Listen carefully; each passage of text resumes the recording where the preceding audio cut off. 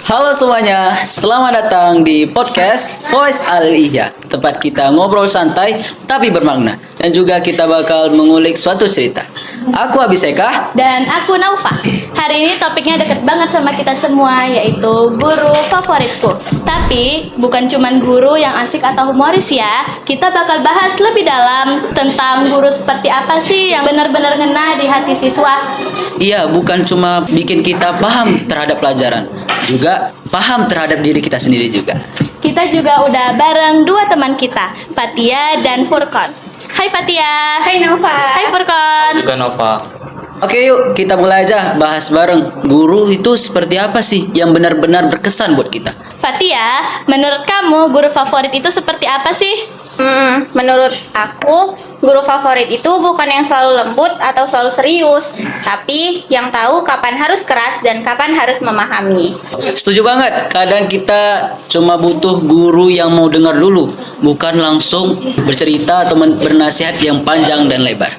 Iya, ada tipe guru yang kalau kasih saran itu nggak terdengar seperti nasihat, tapi lebih kayak panduan buat jalan hidup.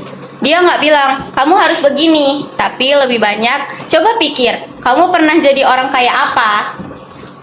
Nah, itu dia, guru yang ngajak kita mikir, bukan cuma ngurut. Aku juga merasa guru yang paling berkesan itu yang bikin kita sadar bahwa belajar itu bukan cuma buat nilai, tapi buat ngerti tujuan hidup. Pernah ada satu guru yang bilang, nilai bisa kamu kejar, tapi arah hidup harus kamu pilih sendiri. Oke, itu Furkon. Itu dalam banget ya Furkon. Itu kayak kita menyalakan kompas, tapi kita memberikan peta. Jadi, kalau kita simpulkan, guru favorit itu bukan cuma yang jago ngajari rumus atau teori, tapi yang ngajarin cara berpikir.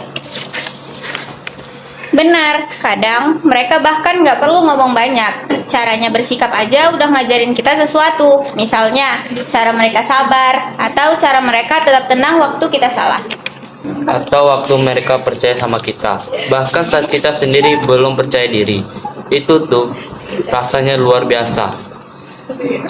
Itu kayak bentuk motivasi tanpa kata-kata ya. Setuju. Kadang mereka cuma tanya hal sederhana kayak, kamu yakin pilihanmu itu benar-benar buat kamu? Dan itu bisa bikin kita mikir sampai pelajarannya selesai. Dan yang aku suka, mereka nggak pernah memaksa semua siswa punya mimpi yang sama. Ada yang mau jadi dokter, ada yang mau jadi desainer, dan ada yang mau jadi petani modern. Semuanya dianggap keren. Oke, berarti guru itu kayak bikin kita kelas terasa hidup, menaikkan kepercayaan diri, bukan lomba gitu. Jadi kalau ditanya siapa guru favorit kita, mungkin jawabannya bukan cuma satu nama, tapi satu sikap. Ya, guru favorit adalah dia yang membuat kita tumbuh, bukan karena nilai tinggi, tapi karena kita jadi lebih mengenal diri kita sendiri. Dan kadang guru seperti itu nggak sadar betapa besar pengaruhnya. Cuma dengan satu kalimat, dia bisa ubah cara kita lihat masa depan. Makanya, kadang hal sederhana kayak ucapan terima kasih itu penting banget buat mereka dengar. Oke, setuju. Jadi teman-teman yang lagi dengerin, coba pikir apa sih guru itu kayak apa bagi kita? Kalau bagi saya ya, guru itu seperti pahlawan tanpa jasa yang bukan cuma memberikan cerita aja gitu. Bukan dengan serius, tapi juga ada yang humoris gitu. Dan teman-teman juga saya pengen bertanya, siapa sosok yang bikin kamu merasa lebih berani, lebih percaya diri, atau lebih ngerti arah hidupmu? Dan kalau kamu punya waktu, sampaikan rasa terima kasih itu.